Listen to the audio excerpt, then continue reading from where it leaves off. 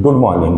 In last class we have discussed about multi-level inheritance. Multi-level inheritance means a parent class inherited from child class. Inherited from child class and then child class act as a parent class for another class. कहने का मतलब इसके अंदर multi level होते हैं. Class ए को B inherit कर लेती है और क्लास बी को सी इनहेरिट कर लेती है. तो आज हम डिस्कस करेंगे नेक्स्ट टाइप के बारे में जो है हायरार्किकल इनहेरिटेंस. ठीक है, तो आइए देखते हैं हायरार्किकल इनहेरिटेंस क्या होता है. When multiple classes inherit from a single super class. जब मल्टीपल क्लासेस इनहेरिट करती है सिंगल सुपर क्लास को, कहने का मतलब एक रहेगी इसके अंदर पेरेंट क्लास और मल्टीपल क्या रहेगी, चाइल्ड क्लास रहेगी. नेक्स्ट पॉइंट देखो, ईच सब class has its own features but receives common features from the parent class. तो प्रत्येक सब क्लास है उनके खुद के फीचर्स होते हैं. प्रत्येक सब क्लास में खुद के फीचर्स तो होते ही हैं, बट जो कॉमन फीचर है वो कहाँ से शेयर करती है, पेरेंट क्लास से शेयर करती है. ठीक है, तो हायरार्किकल इनहेरिटेंस का मतलब क्या होता है कि मल्टीपल क्लासेज है वो इनहेरिट करती है एक सुपर क्लास को, और जो सब क्लास होती है उनके पास खुद के फीचर्स तो होते ही हैं, बट वो शेयर क्या करती है, पेरेंट क्लास के कॉमन फीचर्स शेयर करती है. आइए देखते हैं, एक डायग्राम से समझते हैं. देखो, इसके अंदर तीन क्लास लिए मैंने, क्लास एक्स, क्लास वाई और क्लास जेड. ठीक है, तो क्लास वाई और क्लास जेड के पास कुछ खुद के फीचर्स होते हैं. ठीक है, क्लास वाई के अंदर खुद के डेटा मेंबर और मेंबर मेथड होंगे, क्लास जेड के अंदर खुद के डेटा मेंबर और मेंबर मेथड होंगे. बट इन दोनों को अगर कोई मेथड ऐसा है जो शेयर करना है दोनों को, तो वो हम रखते हैं किसके अंदर, पेरेंट क्लास के अंदर. ठीक है, तो इसके अंदर क्या रहती है, एक तो पेरेंट क्लास रहती है, ये क्लास एक्स क्या हो गई, पेरेंट क्लास, और ये क्लास वाई और जेड क्या हो गई, चाइल्ड क्लास. इसके अंदर और भी क्लासेज हो सकती है, जैसे यहाँ पे एक और क्लास हो क्लास ए नाम की, वो भी इनहेरिट कर रही है क्लास एक्स को, तो ऐसा भी पॉसिबल है. तो कहने का मतलब एक तो रहेगी पेरेंट क्लास और बहुत सारी क्या रहेगी, चाइल्ड क्लास रहेगी. जो चाइल्ड क्लास क्या करेगी, जो कॉमन फीचर्स है वो पेरेंट क्लास से एक्सेस करेगी. ठीक है, आइए देखते हैं इसका एक एग्जाम्पल. देखो, सबसे पहले मैंने क्लास बनाई है सब्जेक्ट नाम की. क्लास का नेम क्या दिया, सब्जेक्ट. ठीक है, जहाँ मैंने अंडरलाइन कर रखा है वो आपको कैपिटल लेटर मानना है. ठीक है, फिर उसके बाद क्लास का कर्ली ब्रेसेस यहाँ पे स्टार्ट किया. इसके अंदर एक मेथड बनाया है वॉइड कंप्यूटर नाम का. कंप्यूटर नाम का मेथड बनाया है, जिससे पहले क्या दिया है, रिटर्न टाइप. वॉइड का मतलब क्या होता है, ये मेथड कुछ भी रिटर्न नहीं करेगा. ठीक है, कंप्यूटर नाम का मेथड बनाया, फिर इसका कर्ली ब्रेसेस स्टार्ट किया मेथड का. फिर उसके बाद एक प्रिंट स्टेटमेंट दे रहा हूँ मैं, system dot out dot print L. ये शॉर्ट में लिखा है मैंने, आपको शॉर्ट में नहीं लिखना है, इसको कंप्लीट लिखना है, system dot out dot print L. फिर एक मैसेज पास कर रहा हूँ यहाँ पे डबल कोट के अंदर, योर कंप्यूटर सब्जेक्ट मार्क्स.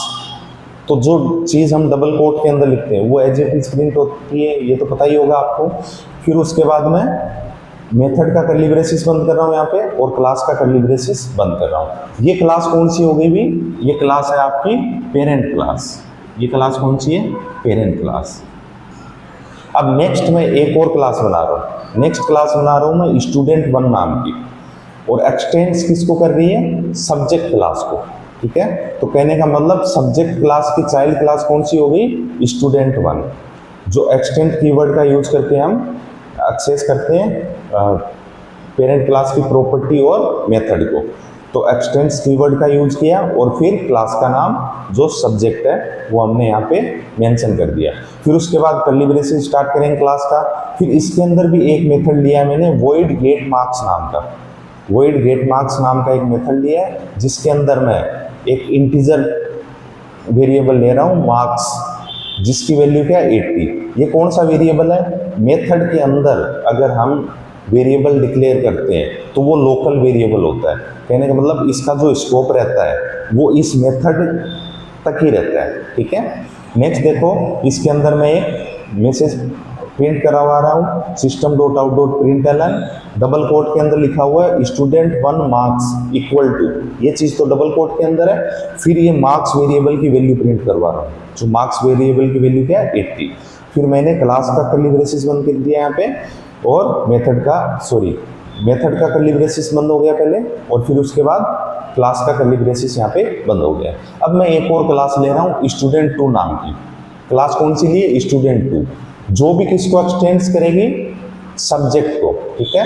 तो इस क्लास की भी पेरेंट क्लास कौन सी होगी? सब्जेक्ट। तो मैंने यहाँ पे एक्सटेंड्स कीवर्ड का यूज करते हुए सब्जेक्ट का नाम लिखा, ठीक है। सब्जेक्ट क्लास का नाम मेंशन किया यहाँ पे, फिर कर्ली ब्रेसेस यहाँ स्टार्ट किया क्लास का। फिर उसके बाद इसके अंदर भी मैं मेथड ले रहा हूँ void get marks नाम का।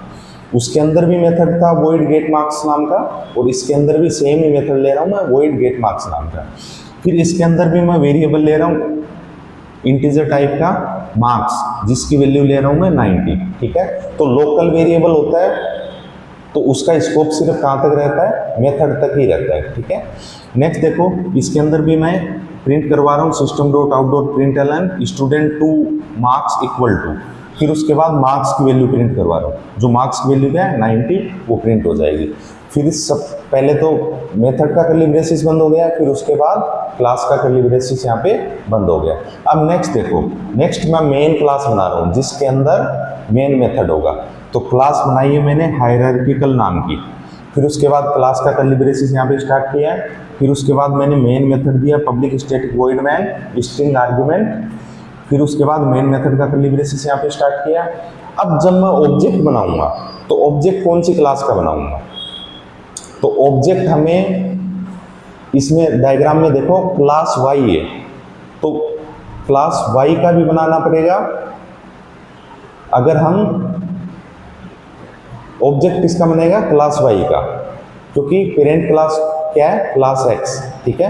तो चाइल्ड क्लास का हम ऑब्जेक्ट बनाते हैं। वैसे ही अगर हमें जेड क्लास के भी मेथड एक्सेस करने हैं तो ऑब्जेक्ट जेड क्लास का भी बनेगा, जिससे हम एक्स क्लास के मेथड भी एक्सेस कर पाएंगे। लेकिन ये दोनों आपस में मेथड एक्सेस नहीं कर पाएगी, ये दोनों आपस में जो प्रॉपर्टी है, जो डेटा मेंबर है, मेंबर मेथड है, उनको शेयर नहीं कर पाएगी। तो हमें डिफरेंट ऑब्जेक्ट बनाने पड़ेंगे दोनों क्लास के, ठीक है। नेक्स्ट देखो, मैंने ऑब्जेक्ट बनाया स्टूडेंट क्लास का। सबसे पहले स्टूडेंट 1 नाम की जो क्लास है उसका ऑब्जेक्ट बनाया है स्टूडेंट 1। ऑब्जेक्ट का सिंटेक्स क्या होता है? Class name object name equal to new class name. तो सबसे पहले मैंने क्लास नेम दिया स्टूडेंट 1, फिर उसके बाद ऑब्जेक्ट का नाम जो मैंने दिया S1, फिर उसके बाद इक्वल का साइन, फिर न्यू कीवर्ड, फिर उसके बाद class name open bracket close bracket और ये सेमीकोलन। अब ये जो ऑब्जेक्ट बना है, इस ऑब्जेक्ट से कौन कौन से मेथड आप एक्सेस कर सकते हो? इस ऑब्जेक्ट से आप स्टूडेंट 1 जो क्लास है उसके मेथड तो एक्सेस कर ही सकते हो, बट जो पेरेंट क्लास है सब्जेक्ट, उसके भी मेथड आप क्या कर सकते हो? एक्सेस कर सकते हो। तो सबसे पहले मैंने क्या किया? ऑब्जेक्ट नेम डॉट, फिर कौन से मेथड को एक्सेस कर रहा हूं मैं? कंप्यूटर मेथड को एक्सेस कर रहा हूं, ठीक है। फिर उसके बाद मैंने S1 डॉट गेट मार्क्स, ये गेट मार्क्स कौन सा मेथड है? ये वाला स्टूडेंट 1 के अंदर जो गेट मार्क्स मेथड है उसको मैं एक्सेस कर रहा हूं। फिर उसके बाद स्टूडेंट 2 का भी क्या बना रहा हूं मैं? ऑब्जेक्ट बना रहा हूं स्टूडेंट 2, और ऑब्जेक्ट का नाम मैंने S2 दिया है, new student 2, class name open bracket close bracket और सेमीकोलन।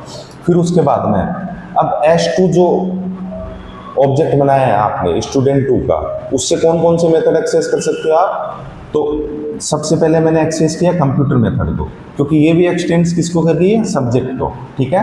तो कंप्यूटर नाम के जो मेथड है, कंप्यूटर नाम का जो मेथड है उसको तो एक्सेस कर सकते हो आप, ठीक है। फिर उसके बाद S2 डॉट गेट मार्क्स, ये जो गेट मार्क्स मेथड है ये किसके अंदर है? स्टूडेंट 2 के अंदर है। तो ऐसे करके ये मेथड आपने कॉल कर लिया, ठीक है। तो इसका जो आउटपुट आएगा वो क्या आएगा? देखो एक बार देखो आउटपुट देखो इसका। तो सबसे पहले S1 का आपने ऑब्जेक्ट बनाया, तो S1 डॉट कंप्यूटर, कौन सा मेथड कॉल हो रहा है? कंप्यूटर नाम का मेथड कॉल हो रहा है। तो सबसे पहले कंप्यूटर नाम के मेथड के अंदर क्या स्टेटमेंट प्रिंट हो रहा है? Your computer subject marks. ये ऐसा कैसा प्रिंट हो जाएगा? Your computer subject marks, your computer subject marks, subject marks. फिर उसके बाद गेट मार्क्स मेथड कॉल हो रहा है स्टूडेंट 1 का। इसके अंदर क्या प्रिंट हो रहा है, स्टूडेंट 1 मार्क्स इक्वल टू और मार्क्स की वैल्यू, तो ये एज इट इज प्रिंट हो जाएगा स्टूडेंट 1 मार्क्स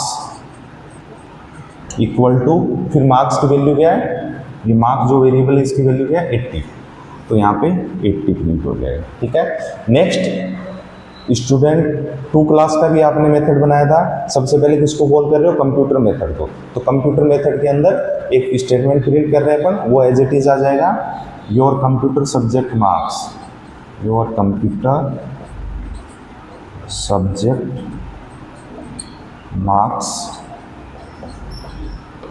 फिर उसके बाद गेट मार्क्स नाम का मेथड कॉल कर रहे हो, तो स्टूडेंट 2 के अंदर गेट मार्क्स नाम का मेथड है, उसके अंदर एक प्रिंट स्टेटमेंट दे रखा है, वो प्रिंट हो जाएगा student 2 marks, student 2 marks equal to, यहाँ पे मार्क्स वेरिएबल की वैल्यू प्रिंट करवा रहे हैं जो कि क्या है 90। ठीक है, तो ये आपका क्या आएगा, इसका आउटपुट आएगा। अब इसका आउटपुट आप ध्यान से देखो, इसके अंदर कॉमन चीज क्या थी, योर कंप्यूटर सब्जेक्ट मार्क्स, ये चीज कॉमन थी जो मैंने कौन सी क्लास में रखी, सब्जेक्ट नाम की क्लास में रखी, जिसको हम पेरेंट क्लास बोलते हैं। और दोनों ने सब्जेक्ट क्लास को स्टूडेंट 1 और स्टूडेंट 2 ने क्या किया है, एक्सटेंड किया है, इनहेरिट किया है। तो देखो your computer subject marks student 1 नाम की क्लास में भी मेंशन हो रहा है, और your computer subject marks student 2 नाम की क्लास में भी हमने एक्सेस किया है इसको। ठीक है, तो ऐसे करके आप हायरार्किकल इनहेरिटेंस का यूज कर सकते हो। ठीक है, क्लियर है। अब देखो इसके अंदर अगर स्टूडेंट 3 होता वो भी एक्सटेंड कर सकता है सब्जेक्ट क्लास को। ठीक है, तो उसके लिए पेरेंट क्लास कौन सी रह जाएगी, सब्जेक्ट क्लास, और चाइल्ड क्लास कौन सी हो जाएगी, स्टूडेंट 3 नाम की। ठीक है, तो एक क्लास के मल्टीपल क्या हो सकते हैं, चाइल्ड क्लास हो सकती है। ठीक है, तो जो कॉमन प्रॉपर्टी है, कॉमन जो मेथड है डेटा मेंबर और मेंबर फंक्शन है, वो किस में रहेंगे, पेरेंट क्लास में। बाकी खुद के जो फंक्शन होते हैं वो उसी के अंदर रहते हैं। ठीक है, तो ऐसे हम हायरार्किकल इनहेरिटेंस का यूज करते हैं। तो आज के लिए इतना ही, बाकी नेक्स्ट वीडियो में हम डिस्कस करेंगे। Thank you.